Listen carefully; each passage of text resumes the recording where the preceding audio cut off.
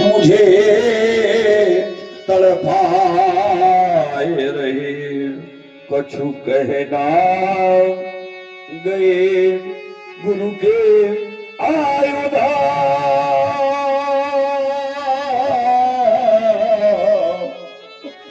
मैं फूट कर क्या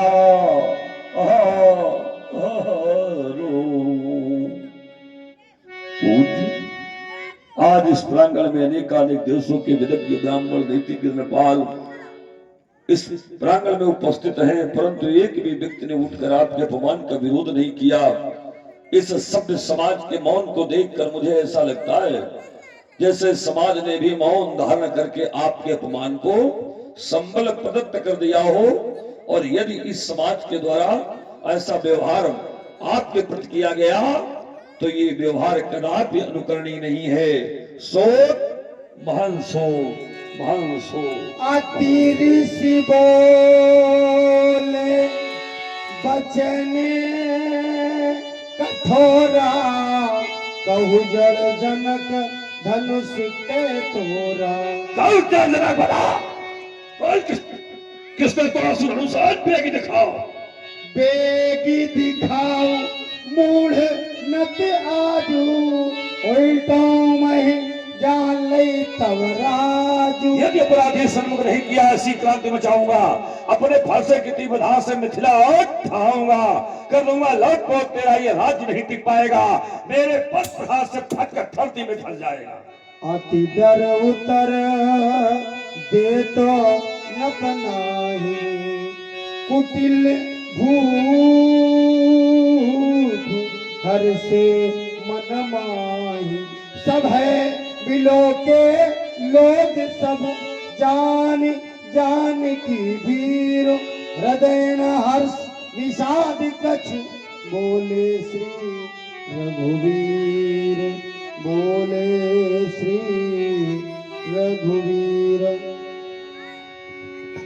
कोप न कीजे ज्ञान शिरोमणि, साधु सुधी यस जासु जारो। कौन बराबर राव रे ललिते, तुम ही कछु माही विचारो। रोष को कारण कौन कहो, बलवान है काल सुजात नटारो। नाथ सरासन भलजन हार, कोई है क्यों एक दास तुम्हारो। शिव धनुष तोड़ने वालाई, कोई शिव प्यारा ही होगा। जिसने ऐसा अपराध किया, वो दास आपका ही होगा। जो कृपा पात्र है गुरुओं का, वह कब किस से डर सकता है। जिन पर हो कृपा इन ब्राह्मणों की, कार्य वही कर सकता है। नाथ संबुधन भंजन हारा, हुई है क्यों एक दास तुम्हारा। आयुष कहा कहिए किन मोही, हे प्रभु भगवान शिव के धनुष का खंडन करने वाला और कोई नहीं, वही आपका दास ही होगा। हमारे लिए आज्ञा क्या है? ये शिव का धनुष जिसने तोड़ा है वो दास हमारा क्या होगा। अनिके जैसे कर काम कोई कैसे मुझको प्यारा होगा। जिससे जग को त्राण मिला, इससे मानवता बच पाई, इससे मणिबंध हुए निर्भय, देवों की मर्यादा बच पाई। इस अजगों को जिसने तोड़ा है वो कैसे शिव का प्यारा होगा। तुम उल्टा पाठ पढ़ाते हो कि दास हमारा होगा। आदरणीय व्यास जी, इस बालक को बताइए सेवक किसको कहते हैं? सेवक सो जो करे शिवकाई, अरि करनी कर दे नाराज। सेवक होता राम जो अपने स्वामी की सेवा करे, और उसने हमारी सेवा कैसी की है ये बताने की कोई आवश्यकता नहीं है। मैंने अपने आंखों से देख लिया उसकी सेवा को। ये देखो उसकी सेवा। मेरे गुरुदेव भगवान की आयत को उसने तोड़ा है राम। ये सेवा है, इसको सेवा नहीं कहेंगे, इसको कहेंगे अरि करनी। अरि माने शत्रु, करनी माने व्यवहार। ये इसका व्यवहार, ये सेवकाई का नहीं है राम, ये शत्रु के जैसा उसका व्यवहार है। इसलिए धनुष तोड़ने वाला व्यक्ति मेरा सेवक नहीं, मेरा शत्रु है। और उस शत्रु के प्रति शत्रुता कितनी प्रबल हमारे अंदर है, ये सुनो राम।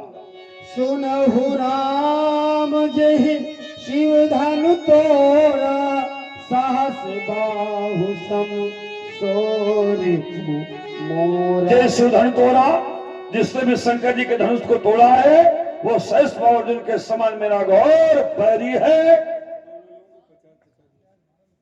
और हमारे आदरणीय एसपी गुप्ता जो जहानाबाद से पधारे हैं, उनके द्वारा 50 मुद्राएं राम जी के चरणों में, 50 मुद्राएं हमारे भार्गव जी के चरणों में प्रदान हुए हैं। बहुत बहुत धन्यवाद। जिस व्यक्ति ने महादेव जी के आयत को तोड़ा है वो शेष अर्जुन के समान मेरा घोर बैरी है राम। और उस बैरी के प्रति मैं इस प्रांगण में एक घोषणा घोषित करने जा रहा हूं। सो मिल गाऊ बिहाई समाजा, नत मारे गई है सब राजा। जिस व्यक्ति ने महादेव जी के आयत को खंडित किया वो समाज से निकल करके बाहर आ जाए। जिसने शिव जी के धनुष को तोड़ा है वो समाज से निकल करके बाहर आ जाए। और यदि वो समाज से बाहर नहीं आ रहा तो समाज ही उसको छोड़ करके यहां से चली जाए। या तो वो समाज छोड़ दे या समाज उसको छोड़ दे, दोनों परिस्थिति में वो हमें अकेला मिलेगा। और यदि ऐसा न किया गया तो नत मारे जई है सब राजा। सुनी मुनि बचन लखन मुस्काने, बोले परसु धरैया। तोड़ने वाला बैरी दिखाई दे रहा है। दृश्य एक है, दृष्टि अपनी अपनी है। एक दृश्य वही दृश्य जब मिथिलावासियों ने देखा तो कैसे देखा। पुरवासिन देखे तो भाई, नरभूषण लोचन सुखदाई। मिथिलावासियों ने देखा तो नेत्रों को सुख प्रदान करने वाला। ये सुख ऐसा सुख नहीं मानो इस दृश्य को देख करके ऐसा लग रहा था मानो इस दृश्य को हम देखते रहे। इसी दृश्य को जब राजा जनक ने देखा तो कैसे देखा। भय मगन देखत मुख शोभा, जन चकोर पूरन शशिलोभा। इन्हीं बिलोकत अति अनुरागा, बरबस ब्रह्म सुखई मन त्यागा। किसी को नेत्रों को सुख प्रदान हो रहा है।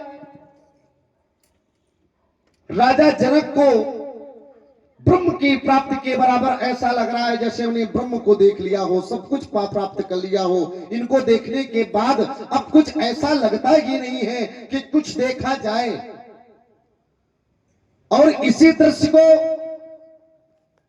जब दुष्टों ने देखा तो कैसे देखा। रहे असुर छल छोनप वेसा, और तिन प्रभु प्रगट काल सम देखा। दुष्टों को यही दृश्य जब देखा तो काल के समान दिखाई दे रहा, मानो आज मेरे काल की मेरे सामने आ गया हो। दृश्य वही है, दृष्टि अपनी अपनी है, सब अपनी अपनी दृष्टि से देख रहे हैं। लेकिन महात्मा परशुराम जी की जो दृष्टि है वो शास्ता भाव के समान कैसे है? शास्ता भाव अत्याचारी, अधर्मी, अत्याचारी है, पापाचारी है, लेकिन धनुष तोड़ने वाला तो सनातन का रक्षक है, ब्राह्मणों की सेवा करने वाला है, संतों की सेवा करने वाला है, गौ की सेवा करने वाला है, गौ की रक्षा करने वाला है। ऐसा है धनुष तोड़ने वाला।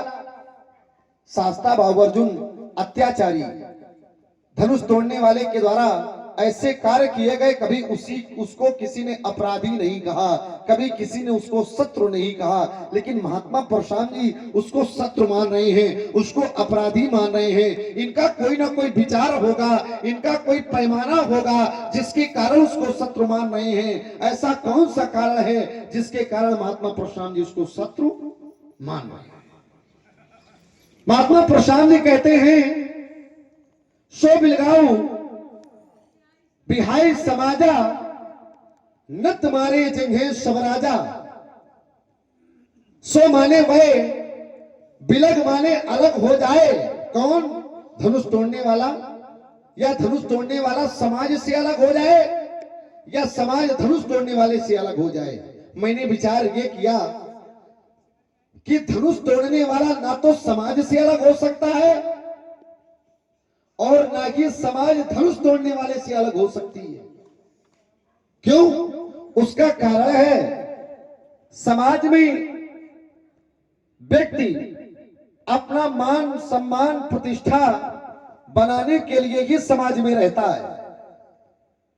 कुछ लोग ऐसे भी होते हैं जिन्हें कभी समाज का ज्ञान ही नहीं होता, और हम कार्य जब ऐसे करते हैं जो समाज के लिए अच्छा कार्य होता है, हम जब समाज के लिए अच्छा कार्य करेंगे, समाज हमसे प्रसन्न होगी। जब हमारा कर्म अच्छा होगा, कर्तृत्व अच्छा होगा, तो हमारा व्यक्तित्व की पहचान होगी।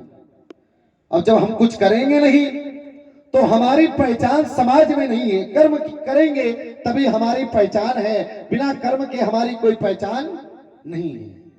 अच्छा, बहुत लोग ऐसे समाज में हैं कि समाज में अपना स्थान बना लेते हैं लेकिन हृदय में स्थान नहीं बना पाते। समाज में तो बहुत बना लिया, समाज में स्थान है, बड़ा उनका नाम है, लेकिन समाज में स्थान बनाना और हृदय में स्थान बनाना समय अलग है, विषय अलग है। धनुष तोड़ने वाले को आप समाज से अलग कर सकते हो, लेकिन किसी के हृदय से अलग नहीं कर सकते हो। वो सबके हृदय में ऊपर बैठा हुआ है, क्योंकि उसका कर्तृत्व ऐसा है, उसने कर्तृत्व ऐसा किया है कि उसकी व्यक्तित्व की पहचान, उसकी महानता यही से प्राप्त होती है, क्योंकि उसने कर्म ऐसा किया है। आप कहते हो तोड़ने वाला समाज से अलग हो जाए, भला वह समाज से कैसे अलग हो? आयम तस्मिनस्तति, प्रातः काल भोजन बनाया जाए, सायं काल तक वो भोजन बर्बाद हो जाता है, नष्ट हो जाता है। अब जरा विचार करो, तद रस संपुष्टे, उसी भोजन के रस से हम अपने शरीर को बलवान बना रहे हैं। उसी भोजन के रस से। कौन सा भोजन? जो प्रातः काल बने और शाम को बर्बाद हो जाए, ऐसे भोजन के रस से हम अपने शरीर को बलवान बना रहे हैं। और यदि हम समझ रहे हैं कि हम शाश्वत हैं, तो इससे बड़ी भूल संसार में कोई दूसरी नहीं है। क्योंकि काया का नाम नित्यता, काया माने शरीर को, का नाम नित्यता। फिर शरीर को नित्य कैसे कहा जाए जब इसका मूल आधार अन्न ही टिकाऊ नहीं है। सुबह बने शाम को बर्बाद है, तो उससे बने रस को हम, रस से निमित्त दृढ़ शरीर को हम कैसे माने कि टिकाऊ है? इसलिए किसी भी संबंध के प्रति, यहां तक अपने शरीर के प्रति भी ममता विमुंच, ममता छोड़ देनी चाहिए, लेकिन कर्तव्य निर्वाह करना चाहिए, है ना? पत्नी है, बच्चे हैं, परिवार है, तो किसी के प्रति ममता मत रखो, किसी से कामना अपने लिए न रखो, लेकिन पत्नी के प्रति, बच्चों के प्रति, परिवार के प्रति दायित्व निर्वाह आपको करना पड़ेगा। और इसी को ब्रह्मवाणी में भगवान ने कह दिया है विहाय कामान्या श्रवान पुमान शत निष्प्रया निर्ममो ने अहंकारो सा शांति मत गच्छति। जो संसार के प्रति कामना छोड़कर केवल अपना दायित्व समझ करके कर्तव्य निर्वाह करता है, उस व्यक्ति के प्राणों का जब अंत होता है तो उसको शांति की खोज करनी नहीं पड़ती है, शांत उसके जीवन में स्वयं प्रतिष्ठित हो जाती है। इसलिए बेटा ये ममता शब्द उचित नहीं है। हम ऋषि मुनि हैं, हम लोग तो केवल दायित्व का निर्वाह करते हैं, ममता अपने जीवन में कभी नहीं रखते हैं। तुमने कहा लड़काई में हमने बहुत सी धनुइयां तोड़ी हैं, तो देखो बेटा लड़काई में तुमने जो धनुइयां तोड़ी और मैंने क्रोध नहीं किया, तो इसका कारण यह था कि वो धनुइयां तुम्हारे पिताजी की थी। वो धनुइयां तुम्हारे पिताजी की थी, और पिता की संपत्ति में यदि पुत्र आग लगा दे तो पड़ोसी को कोई लेना देना नहीं होता है। अरे भाई तुमने अपने पिता की संपत्ति तोड़ी फोड़ी, धनुइयां तोड़ डाली, पिता की संपत्ति नष्ट करो, विरोध करे तुम्हारे पिताजी करे, तुम्हारे गुरुजी करे, परशुराम विरोध क्यों करेगा? हमारा अधिकार ही नहीं वहां विरोध करने का। लेकिन ये धनुष जो आज यहां तोड़ा गया है, इसमें तुम्हारे पिताजी का अधिकार नहीं है, ये शिव जी का है। और मैं शिव जी का शिष्य हूं, मैं शिव जी का भक्त हूं, इसलिए इसके टूटने का मेरे द्वारा विरोध किया जा रहा है। यहां हमारा अधिकार है और वहां हमारा अधिकार नहीं था, इसलिए वहां विरोध नहीं किया और यहां पर मैं विरोध कर रहा हूं। तुमने कहा कि पंडित जी ने उसे शेष बाहु के समान कह दिया, तो शेष बाहु के समान हमारा शत्रु है। अब क्यों कह दिया ये पंडित जी ही बताएंगे। देखो हमने शेष बाहु के समान क्यों कहा, इसके कई कारण हैं, परंतु प्रमुख इसका कारण ये है जो हमने राम से कहा है कि सुनो राम, राम तुम सुनो, जैसे धन तोड़ा शेष बाहु सब सो रिपु मोरा। राम धनुष तोड़ने वाला व्यक्ति शेष बाहु अर्जुन के समान मेरा बैरी है। ये राम से ही हमने क्यों कहा, इसका कारण है शेष बाहु के साथ जब हमारा युद्ध हुआ तो उस समय शेष बाहु के पक्ष में सूर्यवंशी राजा सुचंद आकर के खड़ा हो गया। आज गांव महावीर सुचंद सूर्यवंशजा, सुचंद नाम का राजा उसके पक्ष में खड़ा हो गया और सूर्यवंशी राजा था। और सूर्यवंश की हमारी माता जी थी, इच्छाक वंश उत्पन्न रेणु नाम अधिपा, सूर्यवंश की हमारी मां थी। तो मैंने विचार किया कि जिस वंश के मान्य हैं, जो वंश हम लोगों के सदैव पैर छूता है, हम जिसको आशीर्वाद देते हैं, आज विडंबना देखो वो सूर्यवंशी हमारे पक्ष में ना खड़े होकर शेष बाहु के पक्ष में खड़ा हो गया। मैं क्या करूं, इसको तुम्हें आशीर्वाद देता था तो मेरे धर्म ने कहा परशुराम अत्याचारी के पक्ष में जो खड़ा हो जाए उसको भी दंड देना चाहिए। इसलिए हमने शेष बाहु को भी मारा और सुचंद को भी मारा। आज जब धनुष तोड़ने वाले के प्रति मैंने रोष क्रोध प्रकट किया तो कोई भी व्यक्ति उसके पक्ष में खड़ा नहीं हुआ, राम उठ करके खड़ा हो गया। राम ने कहा नाथ समुद्र भंजनी हारा होई क्यों दास तुम्हारा। तो मैंने विचार किया अरे ये फिर आज वही कार्य हो रहा है, आज देखो फिर वही कार्य हो रहा। धनुष तोड़ने वाले को मैं शत्रु मानता हूं और राम उसी के पक्ष में खड़ा हो गया, जबकि सूर्यवंश का है। और अब ये भी इसको मैंने आशीर्वाद दिया है और ये उसी के पक्ष में खड़ा हो गया। तो मैंने राम से कह दिया राम मेरे जीवन चरित्र को अच्छे प्रकार से समझ लो, मैं वही परशुराम हूं जिसने शेष बाहु के साथ सुचंद को मारा था। यदि तुमने धनुष तोड़ने वाले की सहायता की तो उसी चरित्र की आज हम पुनरावृत्ति कर देंगे। यही ध्वनित अर्थ इसका निकल रहा है कि सुनो राम ने शिवधन तोड़ा शेष बाहु सम, जैसा व्यवहार उसके साथ हुआ था वैसे व्यवहार में यहां करेंगे। ये इसका मूल निष्कर्ष निकलता है। तुमने कहा कि धनुष दृश्य एक ही है, देखने वालों का सबका तरीका अलग अलग है। एक बात बताएं, ये तरीका हमारे साथ नियम में नहीं है। एक दृश्य को देखा जिनके रही भावना, जैसी प्रभु मूरत देखी तिन तैसी। कुछ लोग ज्ञान दृष्टि से देख रहे, कुछ वैराग्य दृष्टि से देख रहे, कुछ विरोध दृष्टि से देख रहे, कुछ भक्त दृष्टि से देख रहे। कुछ तत्व निर्णायक दृष्टि से देख रहे, सबकी दृष्टियां अलग अलग हैं और जो जिस दृष्टि से देख रहा है उसे उसी दृष्टि में वो दिखाई पड़ रहा। लेकिन ये नियम हमारे साथ इसलिए नहीं है क्योंकि हम तो ताल ठोक करके देखना चाहते हैं। अब वो हमारे साथ ताल ठोक करके अगर आ जाए तो हम मान जाए कि हाँ उसी दृष्टि से उसे मिल रहा है, हम ताल ठोक करके खड़े हैं, अब वो हाथ जोड़े हुए खड़ा है। इसका अर्थ ये है कि समाज के लिए वो दृष्टि के अनुकूल है, लेकिन परशुराम के लिए ये नियम मान्य नहीं है। अस्तु तुम्हें एक परामर्श हम दे दें, धनुष तोड़ने वाला तो बेटा मारा ही जाएगा, इसमें कोई संशय नहीं। और तुमने यदि 3-5 किया, ठीक है, तुम अच्छी प्रकार से समझ लो, तुमने यदि 3-5 किया तो धनुष तोड़ने वाला बाद में मारा जाएगा और तुम्हारे ऊपर फरसा पहले चला देंगे, इतना ध्यान रखना।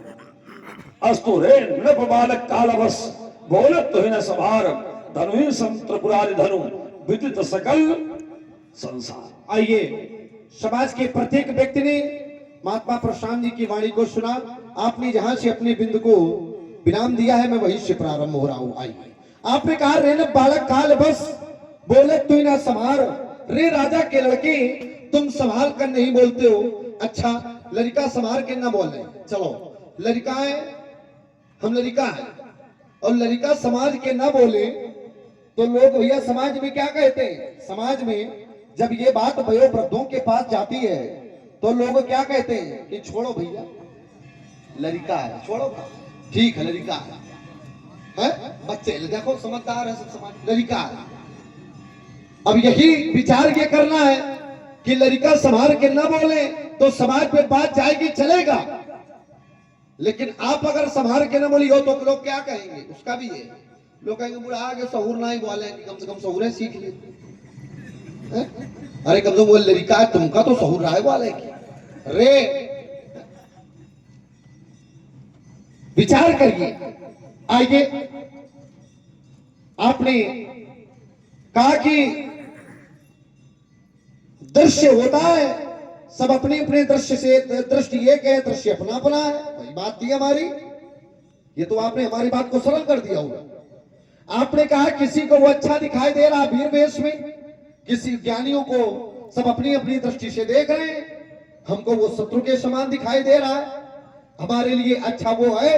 एक बात बड़ी अच्छी कही आपने, आपने कहा कि वो अच्छा तब है जब आवे, जैसे हम ताल ठोक रहे हैं वैसे हमारे